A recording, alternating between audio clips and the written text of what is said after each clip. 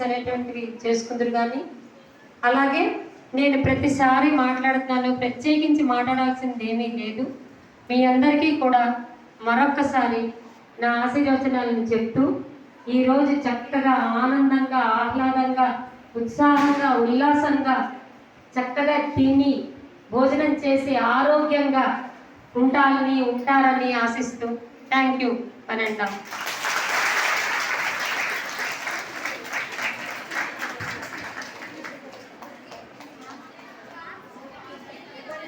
Take her seat and to be presented a bouquet by Dayamani from First MPC.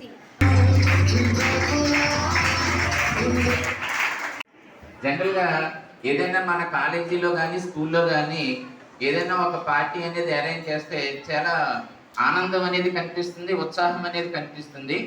ఎందుకో starting నుంచి కూడా అంత చూపించేటటువంటి ఆత్మీయత కానీ అవి చాలా అవసరం.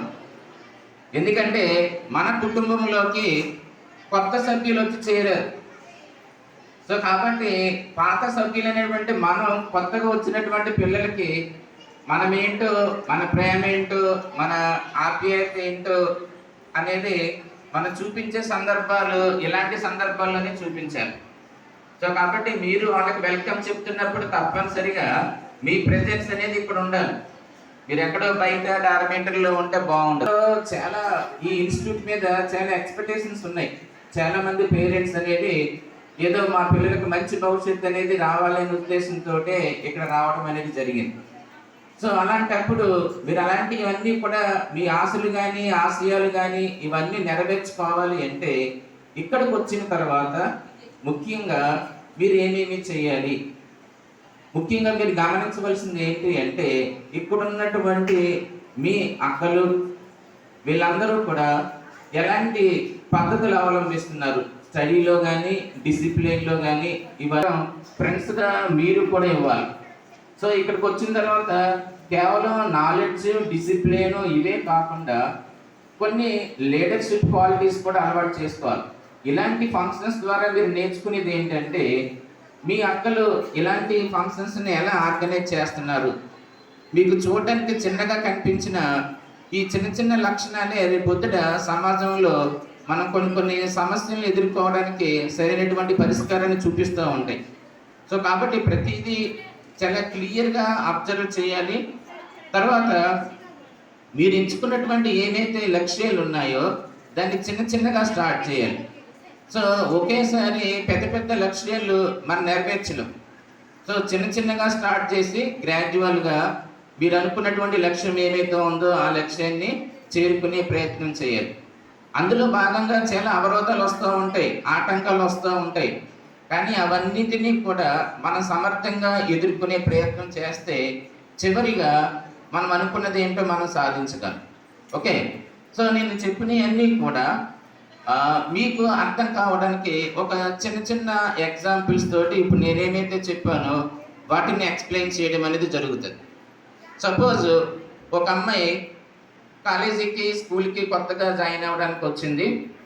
సో స్టార్టింగ్లో ఇక్కడ ఉన్నటువంటి ఈ ప్యాటర్న్ అర్థం కాక నెమ్మదిగా ఇబ్బంది పడి సో నేను ఇక్కడ ఉండగలనా లేదా అనే ఒక కన్ఫ్యూజ్లో, లేకపోతే కొత్తలో మీరు స్కూల్లో చదివినటువంటి విషయాలు వేరు, కాలేజీలో చదివినటువంటి విషయాలు వేరు, చాలా జిగ్జాగ్ పడి గజిబిజ్ అయ్యి చాలామంది వెళ్ళిపోవాలి అనే ప్రయత్నంలో, కొద్దిమందికి సరిగా అర్థం కావడం లేదు అనే ఒక సందిగ్ధంలో ఉండి నెమ్మదిగా అలవాటు పడటానికి ట్రై చేస్తూ ఉంటారు. ఇది ప్రతి ఒక్కరు జీవితంలోనూ జరిగే చాలా కామన్ ప్రొసీజర్. అంతే తప్పించి మీ ఒక్కరికే ఇలాంటివి జరుగుతాయని కాదు. ఫర్ ఎగ్జాంపుల్ చెప్తున్నా, ఒక చిన్న ఎగ్జాంపుల్. ఒక గ్రామంలో ఒక రైతు ఉన్నాడు. అతను వ్యవసాయం చేస్తున్నాడు. ఆ వ్యవసాయంలో భాగంగా ముందుగా విత్తనాలు అనేది చల్లాలి కదా. ఏ క్రాప్ అన్నా రావాలంటే విత్తనాలు చల్లాలి. ఆ రైతు వెదురు విత్తనాలను ఎంచుకొని విత్తనాలని చల్లి ప్రతిరోజు కూడా దానికి క్రమం.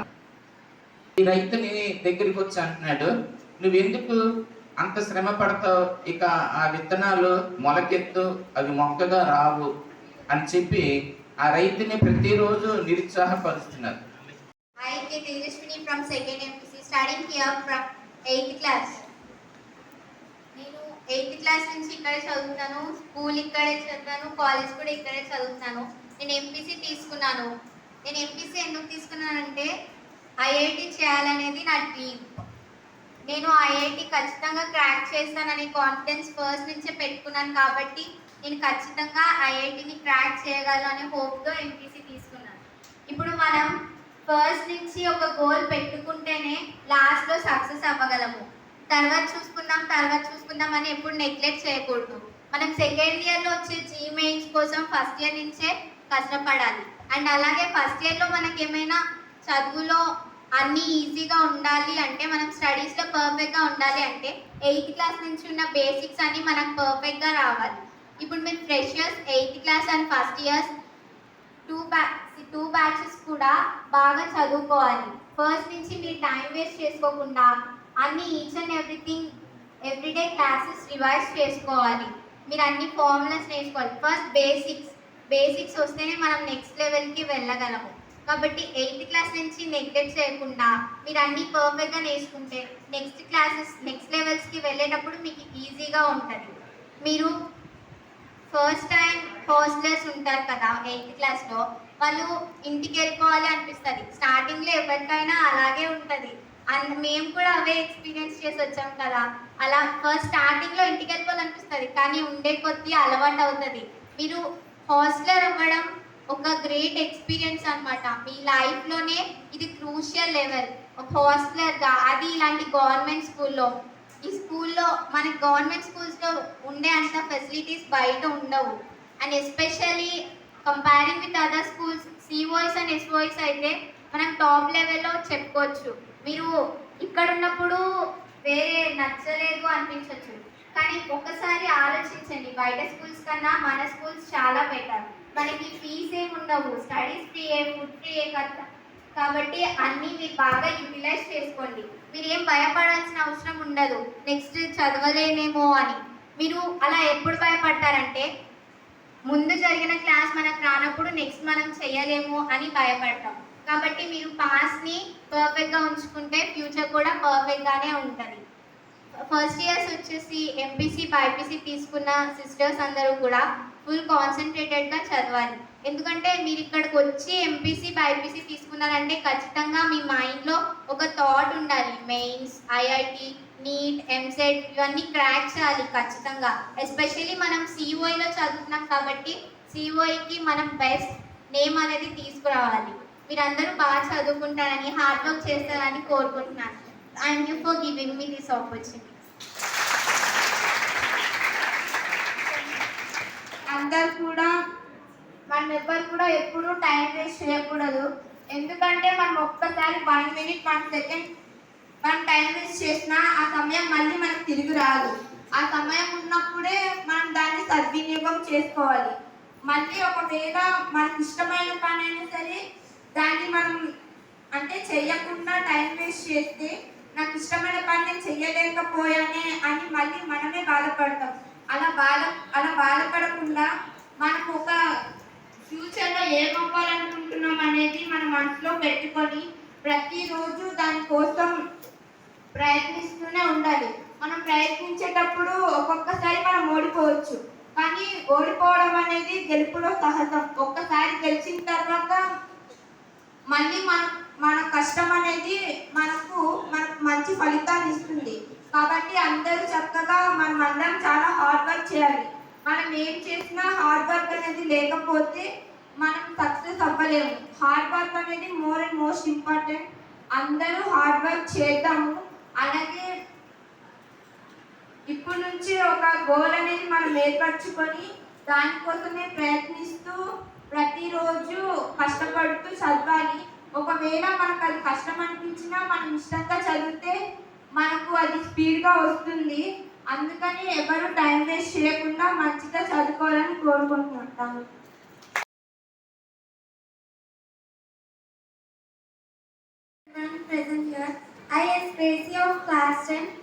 ఈరోజు నేను అందరికీ పాజిటివ్ థింకింగ్ గురించి చెప్పాలనుకుంటున్నాను. మనం ఎప్పుడు మనం చేయలేము అన్నవి ఎప్పుడు అనుకోకూడదు. మనం ఎప్పుడైతే దాన్ని చేయలేము అని అనుకుంటామో అప్పుడే మనం చేయకుండా మిగిలిపోతాం. ఇంపాసిబుల్ అన్న పదం మన నోటి నుండి ఎప్పుడు రాకూడదు. ఎందుకంటే ఇంపాసిబుల్ అనే పదంలోనే అన్పాసిబుల్ అన్న పదం ఉంది. అంటే ఈ వరల్డ్లో మనం ఏది ఇంపాసిబుల్ అన్న మనం ఊహించుకోకూడదు. ఎందుకంటే అన్పాసిబుల్ అనుకున్న ప్రతిసారి మనం ఏదైనా చేయగలం. మనము ఇంపాసిబుల్ అంటే అది ఇంపాసిబుల్గానే ఉంటుంది. అదే అది పాసిబుల్, మనము చేయగలము అని ఒక పాజిటివ్ థింకింగ్తో ఉంటే మనం ఏదైనా చేయగలం. ఎప్పుడూ అయినా మనం నెగిటివ్గా ఏది థింక్ చేయకూడదు. నేను చేయలేను, అది చాలా కష్టం అని అనుకుంటే అది కష్టంగానే ఉంటుంది. సో మనం ఏదైనా ఎంత కష్టమైన పని అయినా మనము అది చాలా ఈజీగానే ఉంటుంది కదా, నేను చేయగలను అన్న స్వభావంతో ఉంటే మీరు ఎప్పటికైనా అది చేయగలరు. మనం ఏదైనా గోల్ ఫిక్స్ చేసుకున్నాం అనుకో, అది చాలా కష్టం, నేను చేయలేను అని అనుకోకూడదు. ఫస్ట్ ప్రయత్నించి హార్డ్ వర్క్ చేస్తే ఏదైనా చేయగలం. హార్డ్ వర్క్ మనం ఏదైనా సాధించాలంటే ఫస్ట్ కాన్సన్ట్రేషన్, ఇంకా ఫోకస్, ఇంకా పాజిటివ్ థింకింగ్ అనేది చాలా ఇంపార్టెంట్. మనము ఒక్క సెకండ్ కూడా వేస్ట్ చేయకూడదు. ఎందుకంటే ప్రతి ఒక్క సెకండ్ కూడా మన లైఫ్లో ఇంపార్టెంట్. ఇప్పుడు ఈ సెకండ్ గడిచిపోయిందంటే మళ్ళీ ఆ సెకండ్ తిరిగి రాదు. సో మనము ప్రతి సెకండ్, ప్రతి మినిట్ మనం కష్టపడుతూనే ఉండాలి. మనం ఎప్పుడైతే ఈ చిన్న వయసులో కష్టపడామనుకో, పెద్ద అయినప్పుడు మనము చాలా హ్యాపీగా ఉండొచ్చు. సో ఎప్పుడు టైం వేస్ట్ చేయకుండా, నెగిటివ్ థింకింగ్ లేకుండా పాజిటివ్ థింకింగ్తో ఉండాలని కోరుకుంటూ thank you. It's a very auspicious day for both the staff and the children, because it is a place where we share our happies, pleasures and all delights that we have experienced till now in our regular life. Actually, these functions will add extra glory to the student life, because this kind of functions will provide us with a lot of opportunities to present ourselves, and also it's a wonderful platform for many of the students to express and to extract their instinctive skills. So before going into the core of the occasion, I would like to share my deep emotion regarding the context of the occasion, and in order to be very close to your heart, I just would like to speak in Telugu.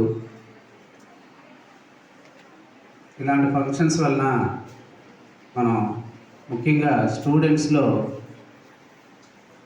దాగి ఉన్నటువంటి innate skills అన్ని కూడా బయటపడాలి. ఎందుకంటే మనం ఎప్పుడూ చదువు అనుకొని కూర్చోవడం వలన అది కేవలం చదువును మాత్రమే నేర్పుతుంది. సొసైటీలో అదే ఆ వాతావరణానికి అయ్యే క్రమంలో కొంత చిన్న మాల్ అడ్జస్ట్మెంట్స్ అనేవి ఉంటుంటాయి. అందుకు తగ్గ ఇదనేది వాళ్ళకి సెల్ఫ్ ఇదనేది రావాలంటే, ఆత్మవిశ్వాసం రావాలంటే అక్కడ ఉండేవాళ్ళంటే ఎవరు? సీనియర్స్. ఆ సీనియర్స్ వాళ్ళకి మంచి మనోధైర్యాన్ని కల్పించాలి. మన చెల్లి అయితే ఏ విధంగా, మన ఓన్ సిస్టర్ అయితే ఎట్లా అయితే మనం తనని మంచిగా ఎందుకంటే మనం ఈ ప్రాంతం నుంచి ఇంకో దగ్గరికి వెళ్తే మీరు కూడా అక్కడ అదే పరిస్థితి మీకు ఎదురవుతుంటారు. మీరు స్టార్టింగ్లో వచ్చేటప్పుడు చూసుంటారు. కాబట్టి ఆ కొత్తకు వచ్చే వారికి ఆ ఆత్మస్థైర్యం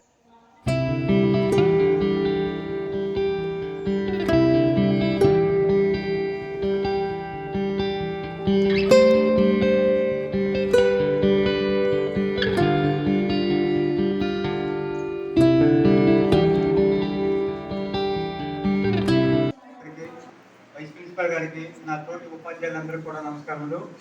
విద్యార్థులందరికీ కూడా శుభాశీస్సులు. ఈరోజు మనం వెల్కమ్ పార్టీ ఇప్పుడు అంటే వాళ్ళు ఇంటి దగ్గర నుండి వచ్చుంటారు కాబట్టి చాలామంది కొంచెం ఇక్కడ ఉండడానికి కొంచెం ఇబ్బందిగా పడుతుంటారు జనరల్గా. కాబట్టి ఇప్పుడు వచ్చే వాళ్ళు కూడా ఫస్ట్ ఇయర్ అయినా సరే 8th క్లాస్ అయినా సరే వచ్చే మొదట్లో ఇంటికి వెళ్ళిపోవాలనే కోరిక ఎక్కువగా ఉంటుంది. అది సహజం, ప్రతి ఒక్కరికి అలా ఉంటుంది. ఇలా మనం కొన్ని ఫంక్షన్లు జరుపుకొని అందరూ కలిసి ఉండడం వలన వాళ్ళకి ఇంటి దృష్టి కొంచెం తగ్గుతుంది.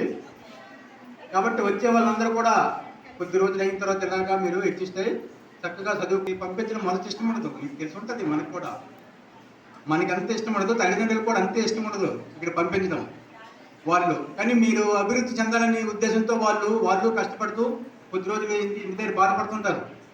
మా పిల్లలు బాగా చదువుకోవాలని విడిచిపెడుతుంటారు అంతే. కాబట్టి మీరు కూడా వాళ్ళని ఇప్పుడు విడిచిపెట్టామంటే చక్కగా చదువుకొని మంచి పేరు తెచ్చుకొని చక్కగా జీవితంలో మంచి అభివృద్ధి చెందాలి. ఎక్కడున్నా ఒకటే, పర్లేదు, మనం అందరము ఒకటే అనే భావన కలగాలి. మన ఊరైనా సరే నవాబులు పరిపాలించే టైం అలాగే నేను ఇలా హిందూ బెనారస్ యూనివర్సిటీ కట్టడానికి మీ దగ్గర నుంచి ఆర్థిక సహాయం కోరడానికి వచ్చాను. ఆ ముస్లిం నవాబు హిందూ బెనారస్ యూనివర్సిటీ అనగానే అతనికి చాలా కోపం వస్తుంది. నేను ఒక ముస్లింని, ఒక హిందూ వచ్చి ఒక హిందూ యూనివర్సిటీ కట్టడానికి నా దగ్గరికి వచ్చి ఫండింగ్ అడుగుతాడని చెప్పి చాలా అవమానిస్తాడు. అవమానించడమే కాకుండా అతని చెప్పుల్ని ఈ మదన్ మోహన్ మాలవ్య మీదకి ఇసిరి కొడతాడు. అలాంటి కండిషన్లో నెమ్మదిగా ఆ నవాబు యొక్క చెప్పు తీసుకుని బయటకు వచ్చేస్తాడు. వచ్చిన తర్వాత ఒక పెద్ద కూడలిలో ఒక పబ్లిక్ ప్లేస్లో ఒక దండోరా వేయిస్తాడు. ఇది ఈ హైదరాబాద్ నవాబు వాడినటువంటి చెప్పు, దీన్ని ఎవరైనా సరే వేలం పాడుకోవచ్చు అని.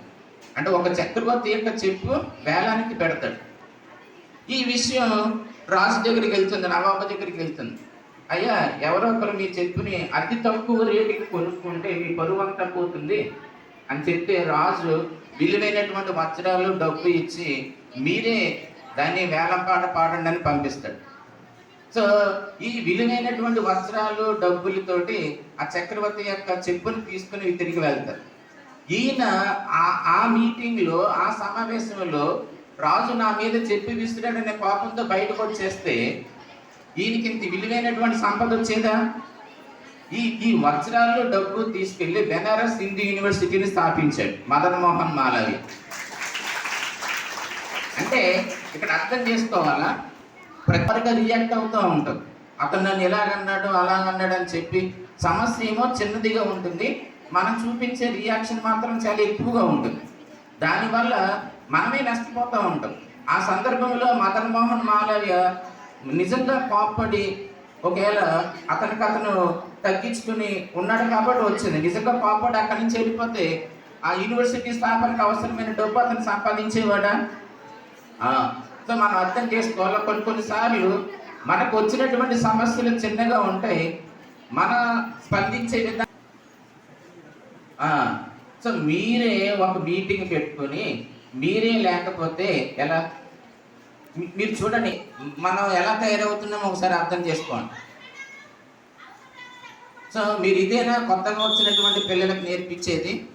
ఏదైనా ఒక మీటింగ్ అయితే ఆబ్సెంట్ అయిపోయి డార్మేటరీలో ఉండడం, క్లాసుల్లో ఉండడం.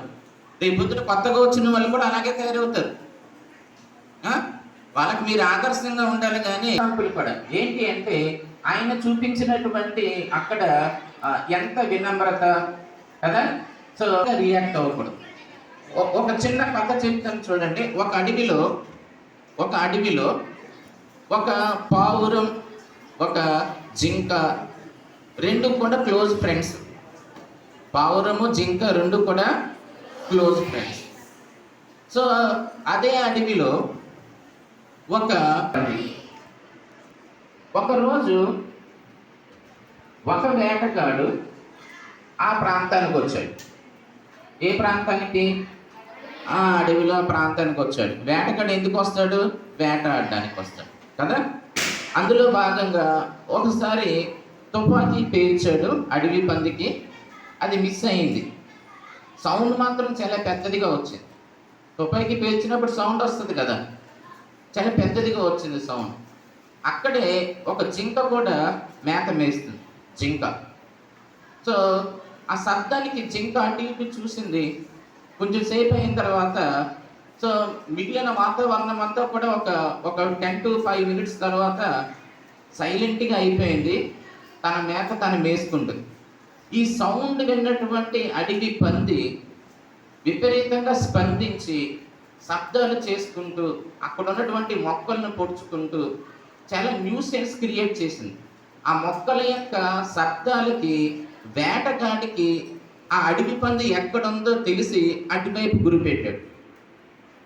ఈసారి ఇతని యొక్క బాణం గురి తప్పలేదు, డైరెక్ట్గా వెళ్ళి అడవి పందికి తాకింది. అడవి పంది ఏమైంది? చనిపోయింది. మరి అదే శబ్దానికి జింక ఏం చేసింది? అంటే ఎంత సమస్య వచ్చిందో దానికి తగ్గట్టుగానే స్పందించాడు, కానీ ఓవర్ రియాక్షన్ అనేది చేయకూడదు. ఇక్కడ పంది చేసింది ఏంటంటే ఓవర్గా స్పందించడం వల్ల తన యొక్క ప్రాణాలనేది కోల్పోయింది. సో కాబట్టి మనకు కూడా మిమ్మల్ని ఎప్పుడైనా సరే ఏదైనా క్లాస్లో సారు ఏదైనా అన్నప్పుడు అది మీకోసమే, అంత తప్పించి నేను ఇక్కడ చదవను వెళ్ళిపోతాను నాకు ఇక్కడ ఏమీ అర్థం కావట్లేదు ఇలా అతిగా రెస్పాండ్ అయ్యారనుకోండి, ఎవరు నష్టపోతారు? మీరే నష్టపోతారు. సో కాబట్టి దేనికైనా ఓపిక అనేది చాలా అవసరం. మనం ఫస్ట్ చెప్పుకున్నాం, ఆ రైతు ఆ విత్తనాలు వేసినప్పుడు చాలా కాలం ఓపిక పట్టాడు. కాబట్టి చివరిగా అతను ఊహించినంత సక్సెస్ అనేది వచ్చింది, అంత ఎత్తుకు ఎదిగినాయి. అంటే ఎప్పుడూ కూడా ఒక సక్సెస్ అనేది మనకి వెంటనే రాదు, దానికి చాలా ఓపిక అవసరం, చాలా టైం అనేది పడుతుంది కదా. రెండోది ఏంటి అంటే మీరు పిల్లలు కూడా ఇంచుమించుగా ఒకళ్ళకొకళ్ళు చాలా ప్రేమానురాగాలతో ఉండాలి, కానీ ఒకళ్ళ మీద ఒకళ్ళు కంప్లైంట్ చేసుకోకూడదు. అంటే ఏంటి అంటే మీ ఫ్రెండ్కి మీరు అన్యాయం చేయకూడదు, మిత్రద్రోహం అనేది చేయకూడదు. సో ఇందాక చెప్పినటువంటి ఎగ్జాంపుల్లోనే పావురం కూడా ఉందని చెప్పాను కదా, అలాగే జింక కూడా ఉంది. సో మరుసటి రోజు సేమ్ వేటగాడు వచ్చాడు, మరల ఉచ్చు వేశాడు. ఈసారి ఉచ్చులో పావురం పడింది. ఏం పడింది? పావురం పడింది. సో ఆ వేటగాడితోటి పావురం అంటది, నన్ను వదిలేసే, నాకన్నా పెద్ద ఎర్రని నీకు చూపిస్తాను, నువ్వు దానితోటి నువ్వు ఎంజాయ్ చేయద్దు కానీ చెప్పి ఆ వేటగాడిని అంటది. సో వదిలేస్తాడు. ఇది తన ఫ్రెండ్ అయినటువంటి జింక దగ్గరికి వెళ్ళి ఆ జింక మీద ఎగురుతూ ఉంటుంది, వేటగాడికి కనపడే విధంగా పావురం ఎగురుతూ ఉంటుంది జింక మీద. సో వీడికి అర్థమైపోయి ఆ జింకని ప్లేస్ ఎక్కడుందో ఐడెంటిఫై చేసి దాన్ని గురిపెట్టి చంపుతాడు. కానీ పావురం జింక రెండు ఫ్రెండ్సే. పావురం ఏం చేసింది? తన ఫ్రెండ్కి అన్యాయం చేసింది, మిత్రద్రోహం చేసింది. సో ఆ మరుసటి రోజు మరల వేటగాడు వస్తాడు, మరల ఉచ్చేస్తాడు. ఈసారి మరల పావురం పడిపోద్ది ఆ ఉచ్చులో. ఈసారి మరల వేటగాడిని అడుగుతుంది, నీకు మరల నేను ఇంకోటి చూపిస్తానండి. ఈసారి వేటగాడిని నమ్మడు, ఎందుకంటే నువ్వు నీ మిత్రుడికే ద్రోహం చేసావు, నాకు ద్రోహం చేయవని నమ్మకం ఏముందని చెప్పి దాన్ని వదిలి పెట్టాడు. చూడండి, ఒకరికి అన్యాయం చేస్తే మన పరిస్థితి ఏమవుతుంది? అంతే, పావురానికి ఏం జరిగిందో మనకి కూడా అదే జరుగుతుంది.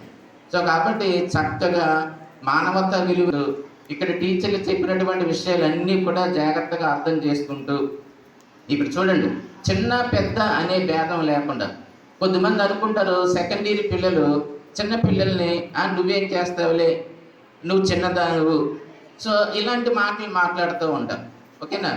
సో అలా చేయకూడదు. ఎప్పుడు మనకి ఎవరి అవసరం వస్తుందో మనకి తెలియదు. ఒక్కొక్క చిన్న స్టోరీ చెప్పి నేను క్లోజ్ చేస్తాను. ఇదే అడవిలో ఒక ఎలక ఒక సింహం కూడా ఉంటుంది. ఒక ఎలక ఒక సింహం.